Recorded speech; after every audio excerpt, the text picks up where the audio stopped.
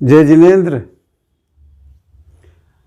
आज दशलक्षण पर्व का अंतिम दिन है।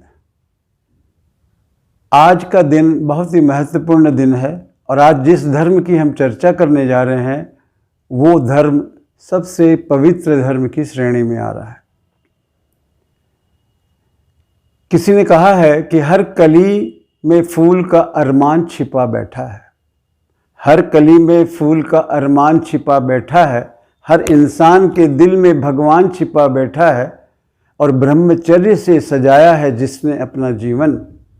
ब्रह्मचर्य से सजाया है जिसने अपना जीवन। मोक्ष महल की मंजिल पर वही इंसान पहुंचा है। बात सही है। आज हम उसी धर्म की चर्चा करने जा रहे हैं, ब्रह्मचर्य धर्म। ब्रह्मचर्य क्या है? ब्रह्म का अर्थ है आत्मा। तो आत्मा की ओर जो भी पहुंचने की प्रक्रिया होती है उस आचरण का नाम है ब्रह्मचर्य।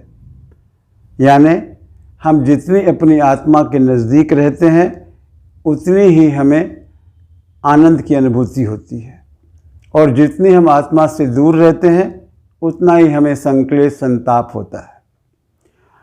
आत्मा से दूरी क्यों होती है?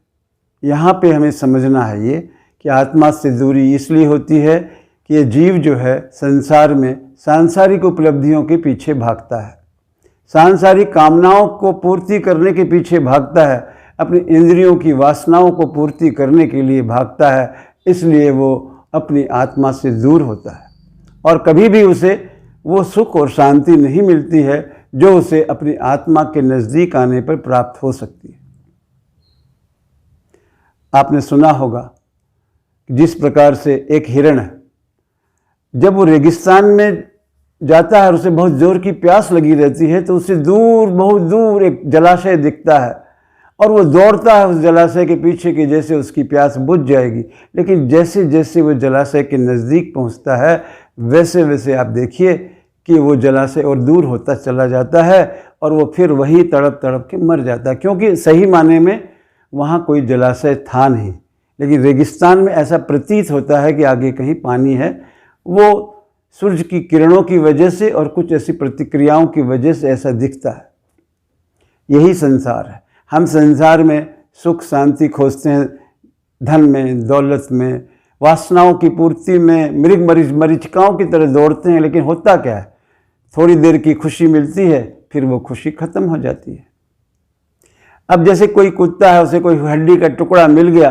अब सोचिए वो हड्डी का टुकड़ा को चबा रहा है और उसके अपने दांत से ही खून निकल रहा है और वो सोच रहा है कि हड्डी से खून निकल रहा है, उसको उसमें आनंद आ रहा है। लेकिन सही माने में स्थिति यही है कि वो अपने ही खून को महसूस कर रहा है।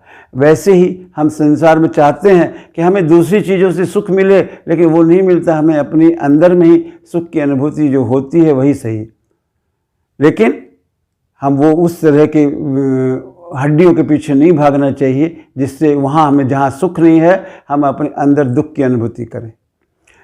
अब आप एक बात और बताना चाहता हूँ कि संसार की कामनाओं में आजकल क्या हो गया है कि आदमी के अंदर वासना बढ़ गई है और वो अपने स्पर्शन इंद्रिय के खुशी की पूर्ति के लिए जो कुछ भी कर सकता है वो करता है। इसलिए आप देखेंगे कि आज इतने केसेस हो रहे हैं, इतने बलात्कार के केसेज हो रहे हैं। ये सब इसीलिए हो रहे हैं कि लोग अब अपने से दूर होते जा रहे हैं।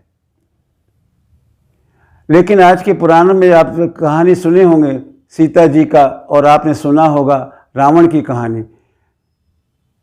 सीता जी को हरण करने में रावण की दृष्टि कुछ और थी, उसके अंदर कामना थी, वासना थी।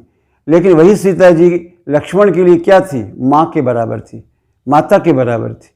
जब सीता जी को रावण हरण करके ले जा रहा था तो उन्होंने अपने सारे जितने गहने थे वो रास्ते में गिराते चली गई कि भगवान राम देखेंगे तो उन गहनों को देख के पहचान लेंगे कि सीता जी को किधर हरण किया गया। अब रामचंद्र जी बिलक बिलक के रो रहे थे कि भाई जब उनका जब मिला सीता जी का जो भी जवाहरात थे तो उन्होंने दिखाया कि भाई ये देखो।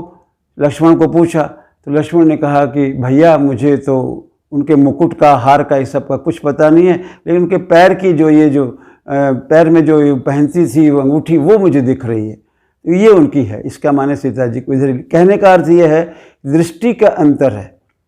सीता वही है, लेकिन रावण की दृष्टि कहीं है, लक्ष्मण की दृष्टि कहीं है। वो माँ के रूप में देख रहा है, वो वासना की दृष्टि से देख रहा है।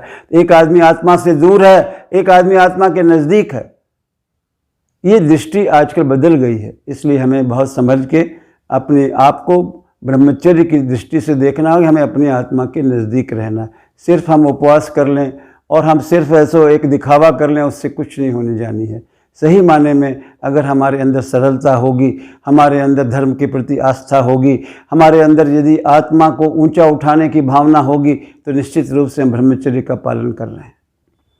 अब एक बार की बात है कि एक बार राजा सुदर्शन सेठ का नाम आपने सुना होगा।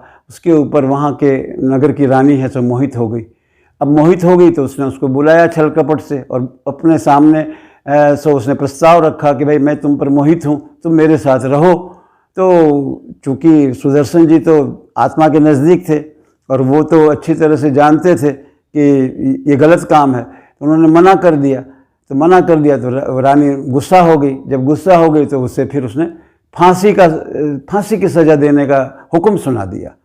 अब उसे फांसी की सज़ा जब हो रही थी, लेकिन उनकी आत्मा की शक्ति देखिए कि वो जो सूली थी, वो सूली सिंहासन का रूप ले ली और वो जो है सो उनको कुछ नहीं हुआ। कहने का माने ये है कि आपके अंदर शक्ति छिपी हुई है। अगर आप सही दिशा से अपनी आत्मा के नज़दीक हैं और आप सांसारिक सुखों की, सांसारिक वासनाओं की ओर नहीं बढ़ते हैं, तो आपके अंदर एक ऐसी शक्ति आती है, इतना तेज आता है कि उससे इंद्र भी परास्त हो इंद्र भी आपसे प्रभावित होते हैं और सहायता के लिए आ जाते हैं। यही ब्रह्मचर्य धर्म यही है कि हम अपनी आत्मा के नज़दीक पहुँचें और पहुँच करके और उसे ऐसो हम मजबूत बनाएं।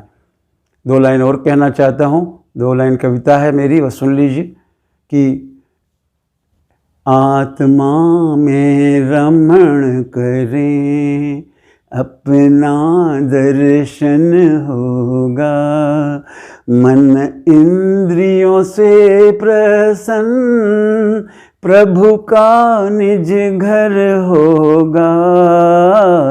आत्मा में रमण करें, यही संदेश है ब्रह्मचर्य धर्म का। जय बोले ब्रह्मचर्य धर्म की।